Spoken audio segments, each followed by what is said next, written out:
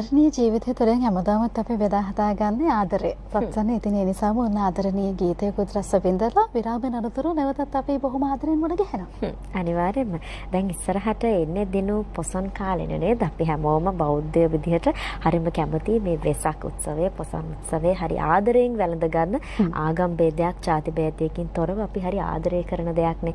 එතකොට අලුත්ම දෙයක් තියෙනවා මේ මිහින්තලය කියන්නේ හරි වැදගත් සංදිස්ථානයක් වෙලා තියෙනවා මේ බෞද්ධයන්ට විශේෂයෙන්ම පොසොන් උත්සවයත් එක්ක. එතකොට මේ නිර්මාංශික පොසොන් මිහින්තලය නිර්මාංශික කලාපයක් බවට පත් කරන්නේ කොහොමද සහ මේ වැඩසටහන කොහොමද ක්‍රියාත්මක වෙන්නේ කියලා තමයි අපි කතා බහ කරන්න සූදානම් වෙන්නේ. අපි එන දැනුවත් වූ විශේෂාංගයට යමු.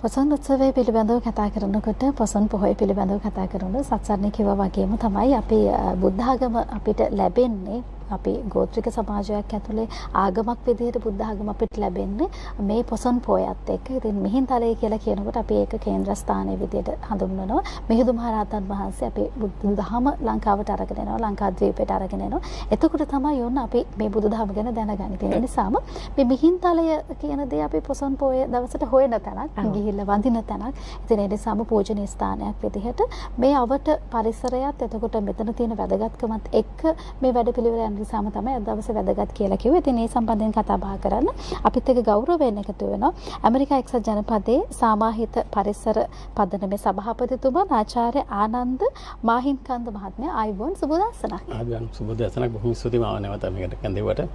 හොඳයි. දැන් අර මේ ලස්සන ප්‍රවේශයක් කරන් දුන්නා දිනෝ අපිට. ඉතින් ඒත් එක්කම මේ වගේ දෙයක් මිහින්තලය වගේ තැනකින් ආරම්භ කරන්න නිර්මාංශික කලාපයක් බවට පත් කරන්න මේ වගේ වැඩසටහනක් ක්‍රියාත්මක කරන්න ඇයි හිතුනේ කියන තැනින්ම ප්‍රවේශයක් ගමු. හොඳයි. බොහොම ස්තුතියි නැවත වරක් සත්සරණී. දැන් ඔබතුමිය කිව්වා වගේ මුලින් නිර්මාංශ කලාපයක් එහෙම නැත්නම් මේ අතරම නිර්මාංශ වෙන්නත් කලින් ලංකාවට බුදුදහම උපන් ස්ථානයේනේ ලංකාවේ මිහින්තලය කියලා කියන්නේ නේද? එතකොට ඒක ඉස්සර නිර්මාංශ කලාපයක් නෙමෙයි. නමුත් ඒ මිහිඳු මහ රහතන් වහන්සේ ලංකාවට වැඩම කරන් පස්සේ උන්වහන්සේට මුලින්ම හම්බුනේ සතෙක් පස්සේ පණන් යන රජෙක්නේ. එතකොට නමුත් ඒ සංස්කෘතිය අපේ රටෙන් තුරන් කරා මිහිඳු මහ රහතන් වහන්සේ. බෞද්ධකම, බෞද්ධ සාර ධර්ම, අහිංසාව නේද? මිහිඳු මහ රහතන් වහන්සේ තමයි ලෝකේ අපි දන්න තරමේ මුල්ම පරිසර ප්‍රකාශනය කරේ. මහරජා මේ රට ඔබ අයිතිකාරයා නෙමෙයි. ඔබතුමා මේකේ බහරකාරය. මේ ගහකොළ සතාසී පාවත් රැක ගන්නට ඕනේ ආදි වශයෙන් ඊටමත් ලස්සන ප්‍රකාශනයක් කරලා අපේ රටේ සංස්කෘතියේ සිතුම් පැතුම් කලාව සම්පූර්ණයෙන්ම වෙනස් කරා. වෙනස් කරලා මේ රට අහිංසාවාදී මේ ආදරණීය රටක් කරා. මේ ආදරණීය ජීවිතයක්නේ අපි මේ ඉන්නේ නේද? කාටත් ආදරය පතුරවන්න පුළුවන්. Tamanටත් මිනිසුන්ටත් සහ සියලුම සත්වයින්ට. ඉතින් ඒක එහෙම වුණාට ඇත්තට මේක තමයි ලෝකේ පළවෙනි සත්ව අභිභූමි හැටියට දැන් ඉතිහාසගත වෙලා තියෙන්නේ. ඕන කෙනෙකුට Google කරොත් what is the first animal sanctuary in the world කියලා ගියොත් මිහින්තලේ ශ්‍රී ලංකා කියලා තමයි එන්නේ. ඒ කියන්නේ මේක සඳහන් වෙනවා මහාවංශයේ 14 වෙනි chapter එකේ පරිච්ඡේදෙත්. ඉතින් මෙච්චර ඓතිහාසික වැදගත්කමක් තියෙන මේ සිද්ධි දාමය අද වර්තමානයේ හැබැයි සෑහෙන දුරට අඩපණ වෙලා නැත්නම් ඒක නැත්තරම නැති වෙලා තියෙන ප්‍රදේශයක් බවට පත් වෙලා තියෙනවා මිහින්තලේ විශේෂයෙන්ම රජරට. ඒ කියන්නේ අපි ළඟදී දැක්කනේ අර සීප්පු කුළුමේ අලියා පණ පිටින් පුච්චල මෙරුවේ ප්‍රදේශේ. තව ඉතින් ඔය එක එක කපු මහතුරුගේ ගෙවල් වල දඩමස් නේද? රකින්න ඕන තැන්වල මේක අනිත් පැත්තේ සිද්ධ වෙනවා. කොළඹට හිම ඉතින් ඔය හොරහරා කරවා මේ හර ගොඩාක් ඉන්නේ ඒ ප්‍රදේශවලින්. ඉතින් මේවා අපි හිතුවා නැවත වරක් මිහිඳු සංස්කෘතිය ලංකාවේ ඇති කරන්න නම් ඒ විතරක් නෙමෙයි මිනිසාගේ නිරෝගීතාවයට සහ පරිසරයේ පැවැත්මට දැන් ලෝකේ බොහෝ රටවල් ලංකාවේ දැනුවත් වෙන්නේ නැහැ. කතා කරනවා මේ නිර්මාංශ වීම ගැන. ශාකමය ආහාරයක්. මොකද අපේ ශරීරය හැදිලා තියෙන ශාකමය ආහාරයකට. අපේ ශරීර විහිුවේ ගත්තාම පැහැදිලිවම අපි ශාක භක්ෂක සතෙක්. ඉතින් මෙහෙම දැන් ඔය අපි බෝ නොවන රෝග වලින් පෙළෙනවා ලංකාවේ බොහෝ දෙනෙක්. බෝ නොවන රෝගිකින් පෙළෙන්නේ නැති රටක් මේ නැත්තම් පවුලක් ලංකාවේ නැහැ. ඇත්තම කියනවා. එක්ක දී වැඩියාව එක්ක හෘදයාබාධ එක්ක පිළිකාවක් වකෝඩු අමාරු අක්මාවේ අමාරු මේවා තියෙනවාමයි. ඉතින් මේවා සීලුම දේවල් ආහාරයෙන් හදාගන්නත් පුළුවන්. ශාකමය ආහාරයකට යොමු වීම පමණකින්ම මේ ලෙඩ රෝග ඇත්තටම හොඳ වෙන්න පටන් ගන්නවා. ඒක හරි පුදුම දෙයක්. අපි නමුත් තාමත් විශ්වාස කරන්නේ නැහැ. අපි විවිධාකාර මිත්‍යා මත ප්‍රෝටීන් අවශ්‍යතාවය අරව මේවා කියාගෙන අපි වැරදි ආහාර රටාවක ඉන්නවා. ඉතින් විශාල වශයෙන් සතුන්ව බෝ කරලා ඝාතනය කරනවා. ලංකාවේ නම් දවසට කුකුල් මම හිතන ලක්ෂ 5ක් පමණ ප්‍රමාණයක් ඝාතනය කරනවා. ඉතින් මේවට සත්ව ආහාර අවශ්‍යයි. ඉතින් ඒක නිසා අපට කන්න තියෙන ආහාර අපි සතුන්ට දෙනවා. උදාහරණයක් හැටියට ලංකාවේ දැන් ළමයි ඉස්කෝලේට ඇවිල්ලා කලන්ත හැදලා වැටෙනවා ආහාර නැතුව. නමුත් අපි නිෂ්පාදනය කරන බඩේරුම් උදාහරණයක් හැටියට ගත්තොත් 85% දෙන සත්ව ආහාර වලට. ඒක මදි වෙලා ඉන්දියාවිනුත් ගේනවා. ඉතින් ඒ වගේ මහා පුදුමාකාර විකෘතියක් මේ අපේ ආහාර රටාවත් අවිහිංසාවත් බෞද්ධකමත් අතර පැටලිලා තියෙනවා. ඉතින් මෙන්න මේ ටික निराකරණය කරලා මේ රට නැවත වරක් මේ මිහිඳු සංස්කෘතියට අරගෙන යන්න දැන් ගොඩාක් දේවල් ක්ලීන් ශ්‍රී ලංකා ආදි වශයෙන් ව්‍යාපෘති ගොඩාක් සිද්ධ වෙනවා. නැගිය සතියේත් රජයේ මේ ආහාර රටාව වෙනස් කර අපි පාසල් ළමයින්ට අපි තාමත්ම සතුටු වෙනයි සම්බන්ධයෙන්. ඉතින් ඒ වගේ ගොඩක් වෙනස් කාලයක දැන් මේ පොසොන් පොය එනකොට අපි කල්පනා කරා මේ ඔක්කොම සමගාමීව මේ කලාපය නිර්මාංශ කලාපයක් බවට පත් කරලා ඒ නිරෝගීතාවයේ පරිසරය සහ සත්ව හිංසාව නැවත වරක් මේ රටේ ඇති කරලා ඒකට පළමු ක්‍රියාවලියේ පළවෙනි ස්ථානයේ හැටියට අපි මෙහෙතලි තෝරගත්තා. ඉතින් ඒක අපේ අරමුණ තමයි මේ හැම සිද්ධාස්ථානයකම සහ හැම ගෙදරකටම මේ සංකල්පය ඉදිරියේදී යොමු කරන්නට. හැම ගෙදරකටම හැම හිතකටම අරගෙන යන්න පුළුවන් හොඳ සංකල්පයක් තමයි මේ උතුම් පොයට සමගාමීව සිදු කරන්න නියමිතව තියෙන. ඉතින් ඒ නිසාම ඔන්න මේ කතා බහ ඇතුලේ අර අපිට කියවනේ සතා සිව්පාවන්ට ගහකොළට ආදරය කරන්න පුරුදු වෙන්න සහ පුංචි දරුවෙක් හදනකොටත් අපිට එහෙම කරන්න පුළුවන් නම් අනාගතයේ දවසක මේ ලංකාව මේ රට කොයිතරම් අපූර්ව ලස්සන රටක් බවට පත් වේද. ඉතින් මට දැනගන්න කැමතියි දැන් මේ ප්‍රොජෙක්ට් එක ඇතුලේ ඔය කියන ගෙදරට ඔය කියන හිත්වලට අරන් යන්න කොහොමද ප්‍රායෝගිකව ක්‍රියාකාරකම් යොදවලා තියෙන්නේ? අපි කැමති දැනගන්න. අතරම ප්‍රායෝගිකව අපි ගොඩාක් දේවල් කරනවා. අපි හුඟක් වෙලාවට පාසල් දරුවන්ට මේ විශේෂයෙන්ම එතන කතා කරන්නේ ආහාරය ගැන, අවිහිංසාව ගැන, නිරෝගීතාවය ගැන නිතර කතා කරනවා. ඊට පස්සේ වෘත්තීය පුහුණු මධ්‍යස්ථානවල නර්සස් ට්‍රේනින් ස්කූල්ස් මේ හෙද පුහුණු ආයතන ආදී බොහෝ ස්ථානවල එහෙම කැම වේලක් පුළුවන් ද හදාගන්න? නිර්මාංශ කැමවල නිර්මාංශ කැමවල නෑ මස් මාංශ ටික අයින් කරාම මේ ඔක්කොම තියෙන නිර්මාංශ තමයි. අපි අතරම කියන්නේ whole foods plant based කියලා. ඒ කියන්නේ දැන් අපි හිතමු කොකා කෝලා එකක් නැත්නම් අර පැණි බීම එකක් ගත්තාම බැදපු ওই කඩවල වල තියෙන කඩචෝරු කියලා කියන්නේ. මේවා ගත්තාම මේව තුනක් අතර නිර්මාංශ තමයි. හැබැයි whole foods ඒ කියන්නේ process නොකරන ලද අඩුවෙන්ම සකස් කරන ලද ආහාර තමයි අපි ළඟට ඉතාමත්ම ඔබින්නේ. ඉතින් ඒක දැනුවත් වෙන්නට ඕනේ. නමුත් කෙසේ වෙතත් මස් මාංශ වලට වඩා නම් හැමදේම හොඳයි කියලා කියන්නත් පුළුවන්. මොකද ඒ තරමට හානියක් මේ මස් ඇතුලේ එනවා. දැන් අපි වලට ප්‍රෝටීන් ගැන කතා කරොත් මුලින්ම මම අහන්න කැමති ප්‍රෝටීන් අත්‍යවශ්‍ය දෙයක්.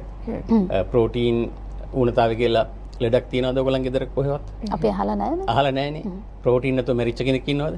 ඒත් නැහැ. හැබැයි ප්‍රෝටීන් වලින් කරන්නේ සාමාන්‍යයෙන් අපේ මාංශ පේශීන් හදන එක. ඒක තමයි කාර්ය ප්‍රෝටීන් වල. ඉතින් මාංශ පේශීන් ලොකුම ශක්තිමත් සතුන් ශාකාහාර සතුන් අලියා නේද? කුළු හරක්, එතකොට ජිරාෆ්ස්, රයිනෝසිරස් මේ ලෝකේ ඉන්න ලොකුම සතුන් ශාකාහාර සතුන්. එතකොට ඒගොල්ලන්ගේ ප්‍රෝටීන් ලබා ගන්න ශාක වලින්. ඒ විතරක් නෙමෙයි අපි දැන් ඔය මස් වලින් ප්‍රෝටීන් ගන්න ගියාම ඒ ප්‍රෝටීන අත්‍යවශ්‍ය ඇමිනෝ අම්ල කියලා නමයක් තියෙනවා. ඒ කියන්නේ ප්‍රෝටීන් වර්ග නමයක් තියෙනවා. අත්‍යවශ්‍ය දේවල් ඒ එකක්වත් සතුන්ගේ ඇඟේ හදන්නේ නැහැ. ඒව හදන්නේ ශාකවලමයි. හැබැයි මස් වල තියෙනවා ශාකාහාර ඇවිල්ලා. ඉතින් අපි ගන්න ඕනේ මූලික ප්‍රභේද වෙන එක තමයි පිරිසුදුම ක්‍රමය. ඊට අමතරව දැන් ප්‍රශ්නේ තියෙන්නේ මේ මස් එක්කලා මේ ප්‍රෝටීන් ගන්න ගියාම ඒකලා එන අහිතකර දේවල් ගැන කවුරුවත් කතා කරන්නේ නැහැ. උඟක්ලාට දන්නෙත් නැහැ, හිතන්නෙත් නැහැ. උදාහරණයක් හැටියට සතුන ගහන හෝමෝන, සතුන්ගේ ඇඟේ හැදෙන හෝමෝන, ස්ට්‍රෙස් හෝමෝන්ස් කියලා කියන්නේ කෝටිසොල් වගේ හෝමෝන මේ සතුන් අධික පීඩනයකට ඉන්නකොට මේ සතුන්ගේ මේ ස්‍රාවය වෙන මේ අහිතකර රසායනයන් හෝමෝන වශයෙන්. ඊට පස්සේ කොලෙස්ටරෝල් නේද? අපිට ඒවා ඉතාමත්ම අහිතකරයි. සංතෘප්ත මේදේ, සත්ව මේදේ ඉතාමත්ම අහිතකරයි. ඉතින් සතුන්ව ලෙඩ රෝගීන් මුදා ගන්න අති විශාල ලෙස ඇන්ටිබයොටික්ස් නැත්නම් ප්‍රතිවේධක ඖෂධ දෙන්නත් කරනවා. ලෝකයේ හදන ප්‍රතිවේධක ඖෂධ වලින් 85% වෙනත් කරන්නේ සතුන්ට. කෙනෙක් හිතන්න බලන්න කොහොමද එහෙම වෙන්නේ කියලා. ඇත්තටම අපි ලෝක ජනගහනය වගේ දස ගුණයකටත් වඩා සතුන්ව වාර්ෂිකව බෝ කරලා ඇති කරලා ඝාතනය කරනවා. ඉතින් මේ සතුන්ට ආහාර සහ මේ බෙහෙත් වර්ග ඉතින් මේක ඉතාමත්ම විශේෂ සයිකල් එකක් නැත්නම් අර පැටලිච්ච භයානක මේ ක්‍රියාදාමයක තමයි අපි ඉන්නේ. සා නිෂ්පාදනයක් හදනවා වගේනේ හදන්නේ නේ. නිෂ්පාදනයක් කරනවා වගේ නිෂ්පාදනයක් කරනවා වගේනේ කරන්නේ. ඉතින් ඇත්තට මේවට වැඩියෙන් භාජනය වෙන ගෑනු සතුන්. හුඟක් වෙලාවට දැන් බිත්තර අරගෙන තමයි කිකිලි මරන්නේ. කුකුලා කියන්නේ මේල් සතෙක් නම් පිරිමි සතෙක් නම් මුල් දවසේම ඝාතනය කරනවා. හරකුත් එහෙමයි. මේ කර්මාන්තයේදී ලංකාවේ නම් එහෙම බටුහරක් ඔය කැලේ ඉන්න සතුන් නෙමෙයි කර්මාන්තයක් හැටියට ගන්නකොට පිරිමි සතෙක්ව මස්සල් විතරක් ගන්න එක හානි කරයි. ඒ කියන්නේ මේ ලාභදායක නැහැ. ඉතින් ඒගොල්ලෝ මුල් දවසේම ඝාතනය කරලා අර ගෑනු සතුන්ට අර අම්මට දෙන වදේ දෙන්න මාස 9ට දරු ගැබක් ඇති කරලා කෘතිමව අත් දාලා මේ ඒ ආදිවාසීන් කරන්නේ මේවා. පිරිමි සතෙක් ගෑනු සතෙක් ස්වභාවිකව එක්කව වෙන්නෙත් නැහැ. ඉතින් එහෙම කරලා මාස 9ට අර කිරිටි උරාගෙන මහ දැවැන්ත විකෘතියක් නැත්තම් ක්‍රූර සංස්කෘතිය තමයි අපි ඉන්නේ. ඉතින් අර අපි ප්‍රෝටීන් ගන්න ගෙනුවට කිරි ගන්නත් මතක් කරන්න ඕනේ. ලෝකේ වෙනස් සතෙක් කිරි බොන සතෙක් නැහැ. අපි යරුණාම තමන්ගේ මවගේ කිරි උනත් ලදරු වදින් පස්සේ කවුරුත් කිරි බොන්නෙත් නැහැ. ඉතින් අපි මේ කිරි කියන එකත් මහා මිත්‍යාවක්. අපි දැන් අද නම් කිරි කියලා කියන්නේ පිටි කිරිනේ. ඒක තාමත් මයිදකර දේවල් මේවා. ඉතින් මේවා ගැන ඔතරම් දත්ත තියෙනවා. නමුත් සමාජගත වෙන්නේ නැහැ. ඒක තමයි මේ ප්‍රශ්නේ. ඉතින් මේ දැනුවත් කිරීම තුළින් ප්‍රශ්නෙට උත්තරය හැටියට දැනුවත් කිරීම අත්‍යවශ්‍යයි. අපි දැන් මේ මාධ්‍ය ඇත්තටම සියත අපි නිතරම ගැන කතා කරලා තිනවා.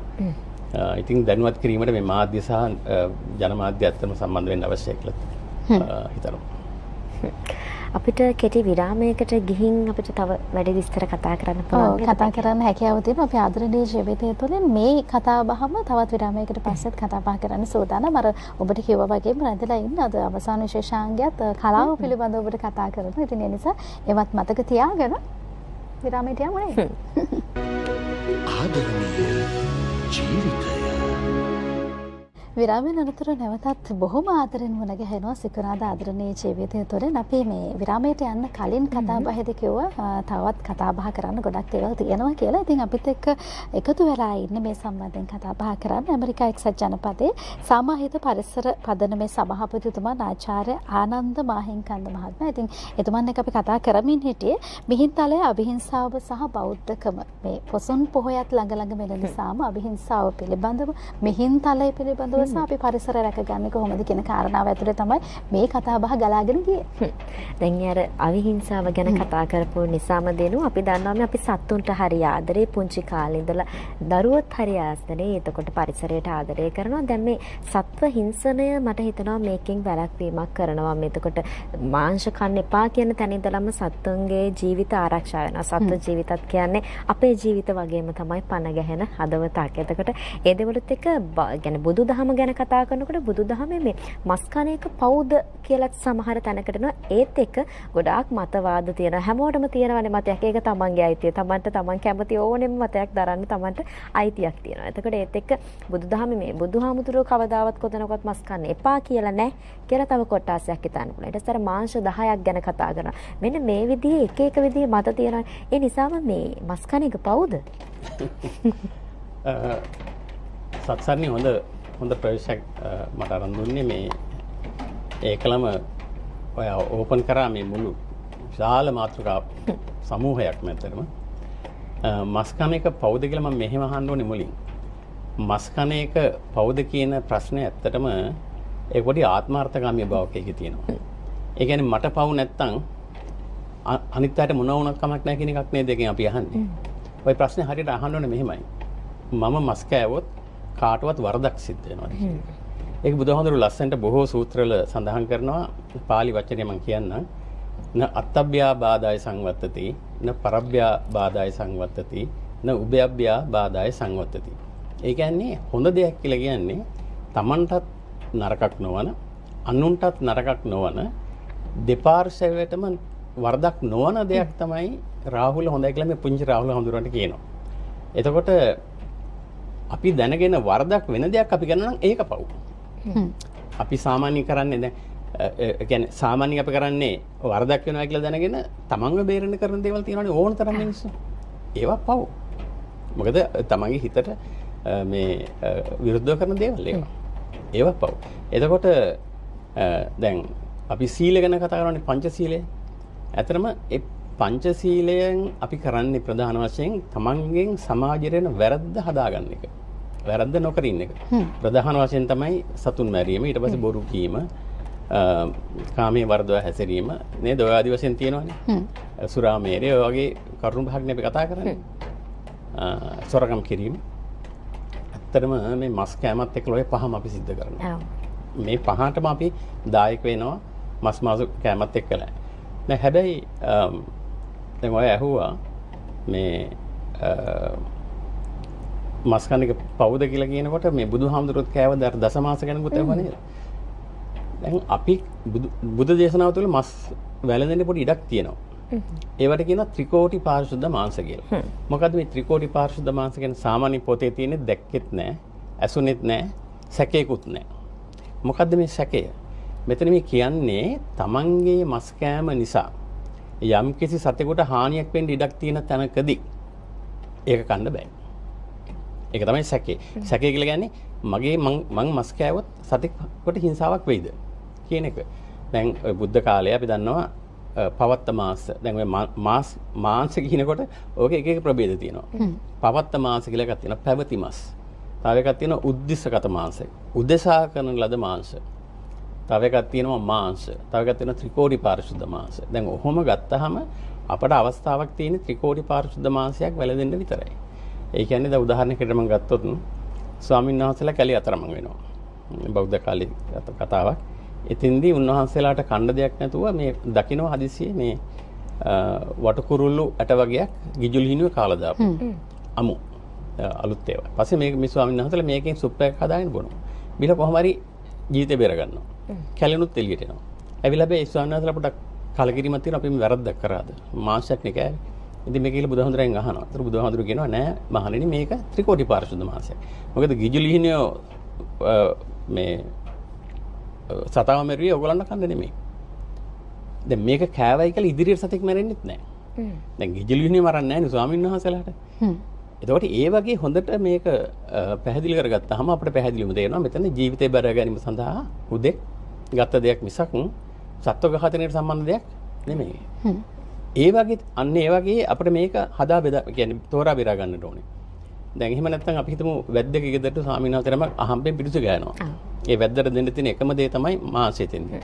ඒතර ස්වාමීන් වහන්සේ අහලා බලන්න ඕනේ මේක මොකද්ද මේ මාංශය මං විනින්දු මැරුවේ මගේ මේකට සම්බන්ධයක් තියෙනවද කියලා ඒක අහලා බලලා පැහැදිලිවම මේ වැද්ද කිව්වේ නෑ මම මේක විකුණන්න නෙමෙයි මගේ ආහාරයට මම මේක මෙරි ස්වාමීන් වහන්සේ කිව්වොත් එතකොට වැද්දට පොඩි බණක් කියලා මේකිනුත් අයින් කරලා අර මාංශය වැළඳෙන්න පොඩි ඉඩක් තියෙනවා. පුංචි වාදා කිරීමක් කරන අපි ඉක්මනින් වෙලාව බලලා නැවතත් කතා බහට එකතු වෙමු.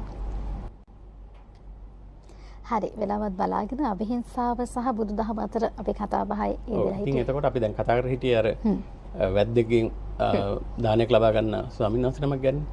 එතකොට මේ ස්වාමීන් වහන්සේ වැද්දට හිතුනොත් නැත්නම් ස්වාමීන් වහන්සේට හිතුනොත් මම දැන් හෙටත් දාන එනකොට මේ වැද්දා මං වෙනුවෙන් සතෙක් මරයි කියලා එහෙමනම් ඒ උන්වහන්සේට ඒක ගන්න බෑ. අපි හිතමු නමුත් මේ ස්වාමීන් වහන්සේ සංචාරය කරන ස්වාමීන් වහන්සේ නමක්. දැන් ඒ කාලේ එහෙමනේ බුදුහාමුදුරන් කාලේ. එහෙම තැනකදී මම නැවත එන්නෙත් නැහැ කියලා වැද්දක් දන්නවා මම එන්නෙත් නැහැ. එහෙම අවස්ථාවක අර දානේ සම්පූර්ණයෙන්ම ස්වාමීන් වහන්සේට සම්බන්ධයක් නැති ඝාතනයක්. ඒ වගේ තැනකදී පොඩ්ඩක් ඒ දානේ වැළඳෙන්න පුළුවන්. ඉතින් ඒක වැළඳෙන්නත් ඕනේ හැබැයි පිළිකුලෙන් ගිජුකමක් නැතුව ඒ ආදි වශයෙන් ගොඩාක් කරුණු තියෙනවා ජීවක සූත්‍ර වගේ සූත්‍රවල. අපි අද කඩෙන් ගිහිල්ලා මස් ගන්නකොට අපි ඇහුවොත් ඒ මස් සමාගමෙන් කාටද මේ සතුන් මරන්නේ? පාරිභෝගිකවෙන්. එතකොට අපි ඒ දාමේ කොටසක්. අර ස්වාමීන් වහන්සේලාට අපි නිකන් ගැලවෙන්න බෑ. එතකොට අපි ඒකට අහු වෙලා ඉන්නේ. එහෙමනම් අපි මේකෙන් වැළකෙන්නට ඕනේ. මොකද අපි පැහැදිලිවම අපි කෑවොත් තමයි සතුන් මරන්නේ. අපේ නමෝකේ කොටල නැතුණාට අපි එතන ඉන්නවා. ඒක නිසා අපි ඒ පවට ඒ වැරද්දට අපි සම්බන්ධයි.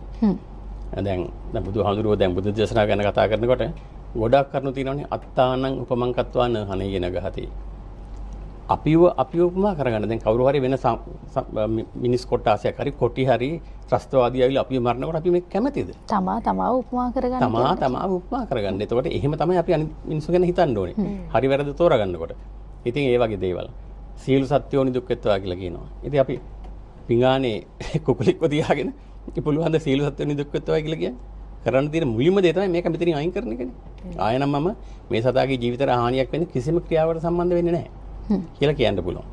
එතකොට ඒ වගේ මොන අතින් බැලුවත් නේද? තව තියෙනවා දැන් ඔය ධර්මයේ තියෙනවා පානාතිපාතා පටිවිරතෝ හෝති. පානාතිපාතාවෙන් ගැලවෙන්න ඕනේ. නිහිත දණ්ඩෝ නිහිත සත්තෝ. අපි වැළැක්විය යුතු ආර්ති විරති කියලා කොටස් දෙකක් තියෙනවානේ හැම ක්‍රියාවකම. එතකොට වෙන් වෙන්න ඕන දේවල් ටිකක් තියෙනවා. ඒ කියන්නේ පානාතිපාතාවෙන් වැළකෙන්න ඕනේ. සතුන්ට හිංසා කිරීම, දඩයන් කිරීම, ඝාතන මේ ටික වැළකිලා ඊට අමතරව කරන්න ඕන දේවල් ටිකුත් තියෙනවා. ලැජ්ජී අපි ලැජ්ජා වෙන්න ඕනේ අපි මේ වගේ දෙයකට සම්බන්ධ වෙලා ඉන්නවා. දයාපන්නෝ සියලුම සතුන්ට දයාව පතුරවන්න ඕනේ. සබ්බ භූත හිතානුකම්පී විහෙරති. සියලුම සතුන්ව මේ හිතානුකම්පාවෙන් අපි ඉන්න ඕනේ. අපි එහෙම සමාජයක් අපි හදන්න ඕන අවස්ථාවක ලංකාවේවත් බලන්නකො නේද? ලංකාවේ සිට 70ක විතර බෞද්ධයෝ කියලා ඉන්නවනේ. දැන් වෙනත් ආගමිකයන් ඒගොල්ලන්ගේ ආගමේ අදහන්නේ දේවල් අනුව කරාට අපිට කරන්න දෙයක් නැහැ. නමුත් මේ බෞද්ධ කියන අය අවිහිංසාව පාණාතිපාතාව මුලින්ම සිල්පදේ තියෙන හැටියටත් වැඩි තියෙන මේකට අපි පුළුවන් තරම් හේතු හදනවා. දැන් ඔබ ඇහුවා දස සත්තා කතාවක්. ඒ දස මාංශෙත් ඒ කියන්නේ මාංශ 10ක් බුදුහාමුදුරුවෝ ත්‍රිකෝටි පාරිශුද්ධ උනත් වළඳන්න එපා කියලා තියෙනවා. මොකද ඒක හුඟක් වෙලාට රටේ තිබිච්ච නීතියට ගෞරව කරමින් හුඟක් වෙලාට දැන් අපිටම ඇත්මස් කන්න බෑ. අශ්වමස් කන්න බෑ ඒකේ හැටියට. ඒ වගේ මස් වර්ග 10ක් තියෙනවා. මොකද මේවා මේ රජයට සම්බන්ධයි. දැන් ලංකාවේ උදාහරණයකට වලි කුකුළු තහනම් දඩයන් කිරීම තහනම්. මොකද වලි කුකුලා ජාතික පක්ෂය හැටියට සැලකන නිසා. ඒ වගේ ත්‍රිකෝටි පාරිශුද්ධ වුණත් මේවෙන් වලකින්න කියලා තමයි ඒ දසමාංශය කියන්නේ.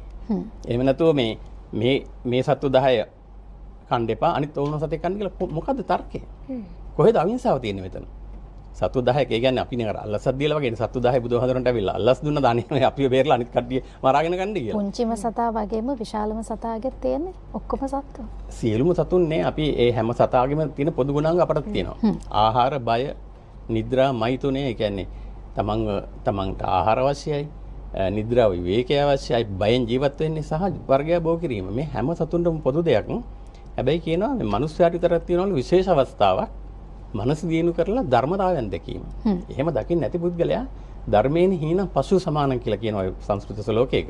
ඒ කියන්නේ ධර්මය දන්නේ නැති කෙනා නිකන් හරකෙක් වගේ. මොකක්ද ඇත්තටම දැන් අපි අපේ උසස් මානසිකත්වයේ භාවිතා කරන්නේ නැත්නම් Tamanටත් අනුන්ටත් යහපතක් විදිහට අපි නිකන් සතෙක්ම තමයි. මොකද සත්තුන් ඒ ටික කොහොමද කරනවා? අපිත් ඒ හතර කොහොමද කරනවා?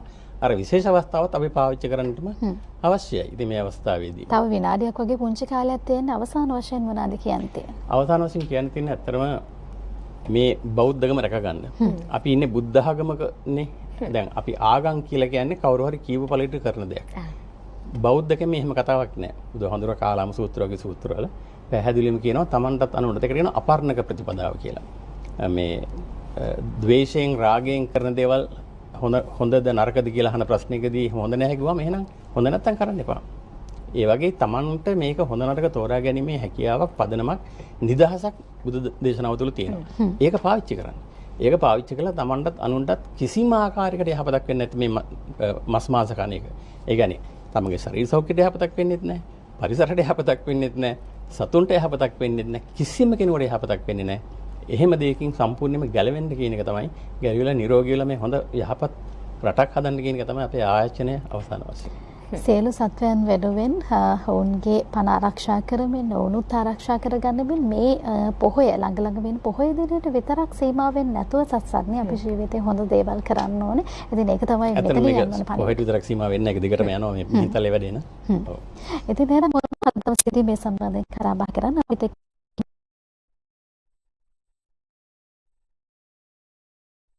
නන්ද මාහින්කන්ද මහත්මයාට අයුබෝවන් කියලා සම්බන්ධනවා. මම දවසක මුණ ගැහුවා.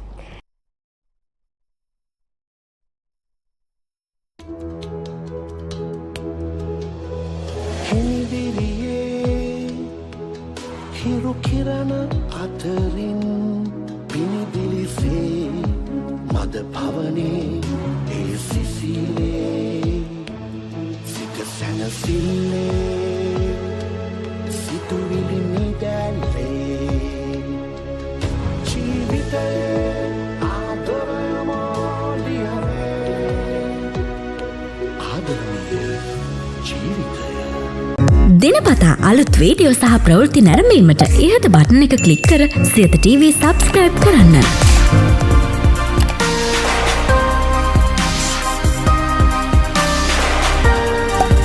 අලුත් වීඩියෝ ගැන මුලින්ම දැනගන්න මෙම සීනුව ක්ලික් කරන්න.